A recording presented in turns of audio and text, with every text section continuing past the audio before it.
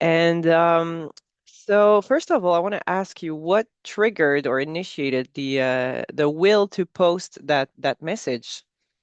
Well, here at Jay Peak, we're right on the U.S. Canadian border, a couple of miles from the Canadian border where my office is, and 50% of our skier and snowboarder traffic is Canadian. Of that 50%, probably 35% is from the townships, the South Shore, Montreal, and then another 20% is from Ontario, the Toronto area.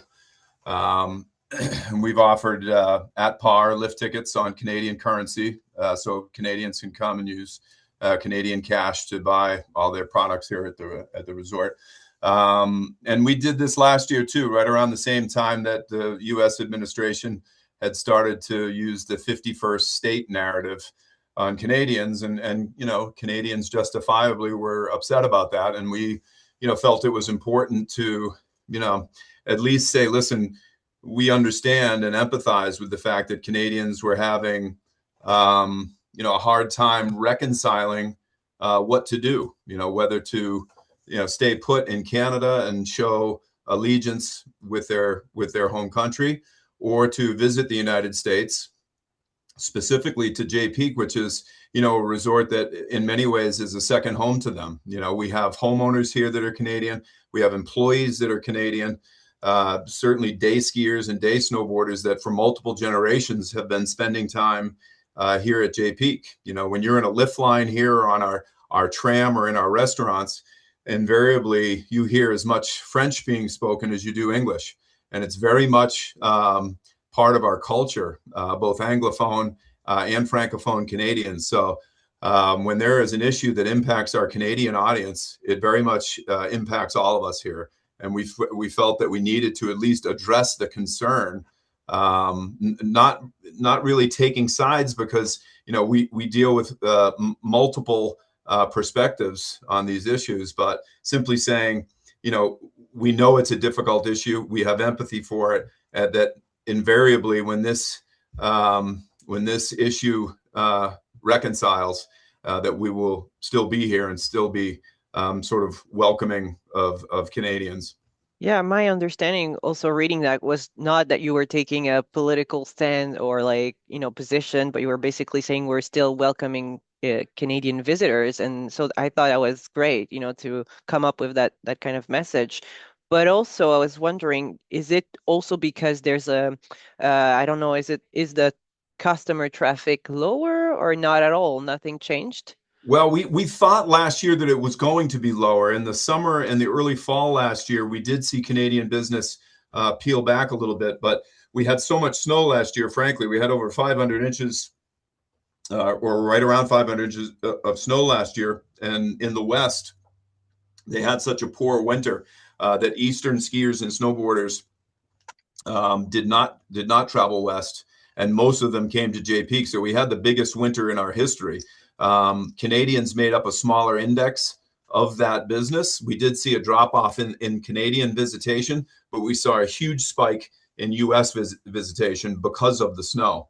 Now, early this year, this summer, and this fall, we have seen a big return of Canadians actually. And when we look into the winter, into bookings for this winter, we have seen a return of Canadian business into the winter, specifically around Christmas and around Quebec and Ontario break periods.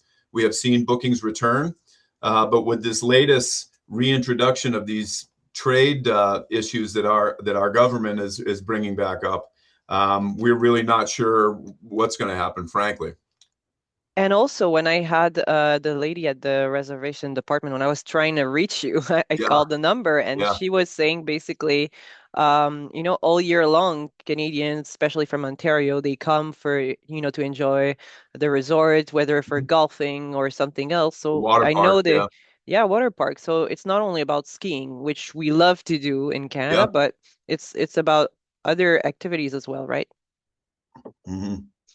And so if you could spread the message or say address directly Quebec, because it's obviously going to be broadcasting here in Quebec, what would you say to people listening to you? I would say what we said before. Listen, this is a very sensitive and very difficult issue. And I do not blame Canadians one bit for struggling with the decision on what to do.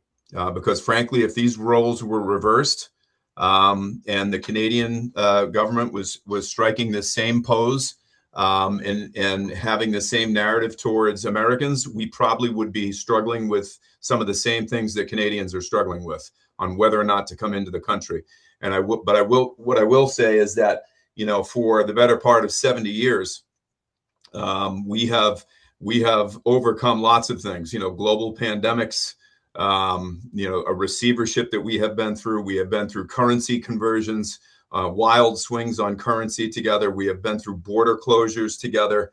We have been through multiple ownerships. We have been owned by a Canadian company, Mont Saint-Sauveur, at one point, and we have gotten through these things. This is a situation like no other, but I do feel like we will get past it at one point. But we have great empathy for what the Canadians are going through and the decisions that they will have to make.